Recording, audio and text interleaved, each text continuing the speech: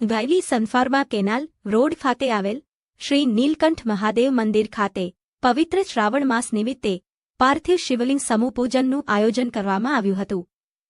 પુરી શંકરાચાર્યજી દ્વારા સંચાલિત આદિત્ય વાહિની આનંદ વાહિની વડોદરા તેમજ શ્રી નીલકંઠ મહાદેવ મંદિર અને ટીપડિયા હનુમાનજી મંદિરમાં સહયોગથી યોજાયેલા આ ધાર્મિક કાર્યક્રમમાં નર્મદા તટની પવિત્ર માટીમાંથી બનાવવામાં આવેલા પાર્થિવ શિવલિંગનું વિધિવત સમૂહ પૂજન કરવામાં આવ્યું હતું.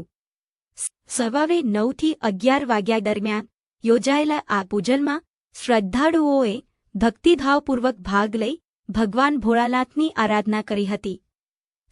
સમગ્ર કાર્યક્રમ દરમિયાન મંદિર પરિસર ભક્તિમય વાતાવરણથી ગુંજી ઉઠ્યું હતું.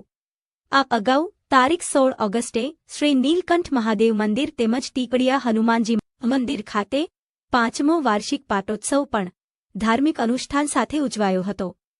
પવિત્ર શ્રાવણ માસ દરમિયાન આયોજિત આ ધાર્મિક કાર્યક્રમમાં સમાજની સમાજના ભક્તોએ ઉત્સાહપૂર્વક ભાગ લીધો હતો.